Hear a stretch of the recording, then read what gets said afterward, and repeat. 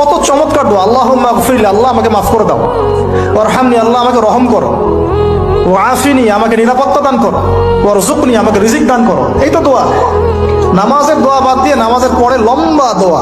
ছোট্ট এই দোয়াটি পড়ে ঘুমিয়ে যান, সকালে উঠে ফলাফল দেখুন। দোয়াটি একদম ছোট্ট, আপনি যেন ছোট্ট এই দোয়াটি পড়ে আজ রাতে ঘুমিয়ে যাবেন, সকালে উঠে ফলাফল দেখবেন ইনশাআল্লাহ। আপনি মাথা থেকে বোঝা নামিয়ে ফেললে যেরকম হালকা হয়, আপনি এরকম হালকা মনে করবেন। আপনি মনে করবেন আপনার সমস্ত গুনাহ মাফ হয়ে গেছে, এরকম একটা হালকা অনুভূতি আপনার ভিতরে কাজ করবে। আস্তাগফিরুল্লাহাল্লাযী লা ইলাহা ইল্লা হুয়াল হাইয়ুল কাইয়্যুম ওয়া আতুবু ইলাইহি লা হাওলা ওয়ালা কুওয়াতা ইল্লা বিল্লাহিল আলিয়্যিল আযীম। এই দোয়াটা রাত্রিবেলা যদি পড়ে 3 বার পড়ে ঘুমাতে পারেন, সকালে উঠেই দেখবেন আপনার মাথার সমস্ত গুনাহ, অর্থাৎ মাথার মধ্যে যেন একটা বোঝা হালকা। যদি ঘুমানোর আগে বলেন আল্লাহুম্মা বিইসমিকা আমুতু ওয়া আহইয়া, ডান কাতে ঘুমান। ঘুমানোর আগে যদি ওযু অবস্থায় ঘুমাতে পারেন, সূরা কাফিরুন পড়তে পারেন একবার সূরা ফালাক, একবার সূরা নাস, একবার সূরা ইখলাস পড়তে পারেন। হাত একত্রিত করে ফু দিয়ে মাথা থেকে এগুলো মাসাজ করতে পারেন। সারা রাত নফল পড়লে যে নেকিটা পেতেন ঘুমের মধ্যে পেয়ে যাবেন ইনশাআল্লাহ। রব্বানা আতিনা ফিদ দুনিয়া হাসানা ওয়া ফিল আখিরাতি হাসানা ওয়া কিনা আযাবান নার। আল্লাহ, তুমি এই দুনিয়ার সব কল্যাণ আমারে দাও, আখিরাতের সব কল্যাণ আমারে দাও, আগুনের শাস্তি থেকে আমারে বাঁচিয়ে দাও। পড়েন আমিন। নিঃস্ব অবস্থায় কি দোয়া করতে পারেন একজন মানুষ, এই দোয়াটা শিখে নেন, ইনশাআল্লাহ আপনার জীবনের সমস্ত সংকট কেটে যাবে ইনশাআল্লাহ। আমি নিজেও এই দোয়াটা বেশি বেশি করার চেষ্টা করি। দোয়াটা হচ্ছে রব্বি ইন্নী লিমা আনজালতা ইলাইয়া মিন খায়রিন ফাকির। অর্থ হচ্ছে, হে আল্লাহ, তুমি তোমার পক্ষ থেকে আমার উপরে যে নিয়ামতগুলো দিবে, আমি এর জন্য ফকির হয়ে বসে আছি। যখন মনে হবে সবকিছু শেষ, তখন রাসূল সাল্লাল্লাহু আলাইহি সাল্লামের একটি হাদিস মনে করবেন, যার দুঃখ বেশি তার উপর আল্লাহর রহমতও বেশি। তাই হতাশ হবেন না। প্রত্যেক মানুষের জীবনেই খারাপ সময় আসে, আবার তা দূরও হয়ে যায়।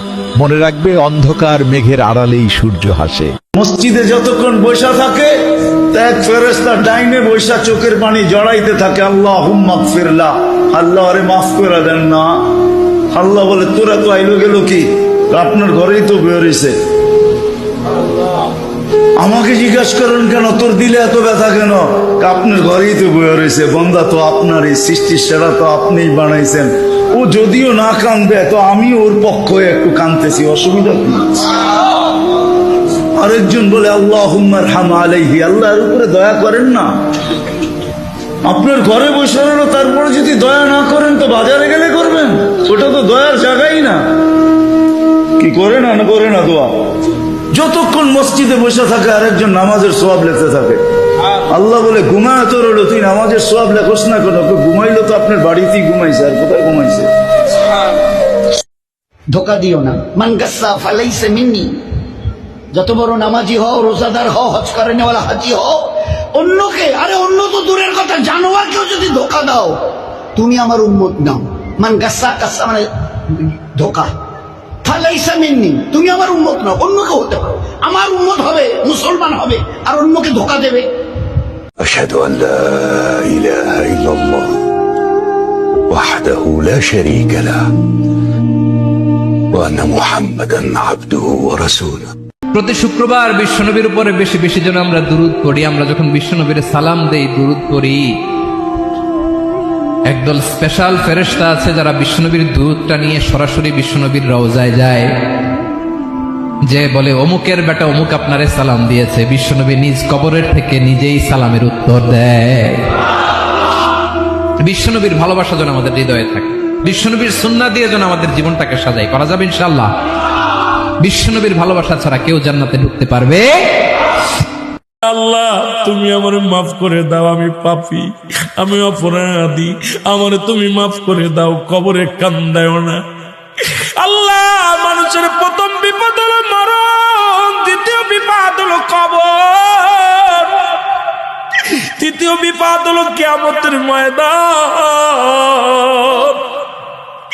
আল্লাহ, একটার চাইতে একটা বড় বিপদ, তুমি আমারে মাফ করে দাও, আমারে তুমি ক্ষমা করে দাও। আল্লাহ, ও আল্লাহ তুমি আমার মাফ করে দাও। আল্লাহর দিকে তাকিয়ে এই জুমা মুবারক না লিখে আল্লাহুম্মা সাল্লি আলা মুহাম্মদ নিজে একবার পড়ে লিখে দিয়ে দেন না, পোস্ট করে। যেই দেখুক পড়ুক, ও পড়বে, ওর উপরে রহমত নাজিল হবে, গুনাহ ক্ষমা হবে, ওর মর্যাদা বৃদ্ধি হবে, ওর যতটা গুনাহ ক্ষমা হবে, যতটা রহমত নাজিল হবে, যতটা মর্যাদা বৃদ্ধি পাবে, অতটা সেম সেম আপনার দিকেও চলে আসবে ওর ভাগ থেকে। নিজেরটাও পেলেন, ওর ভাগেরও সমান সমান পেলেন।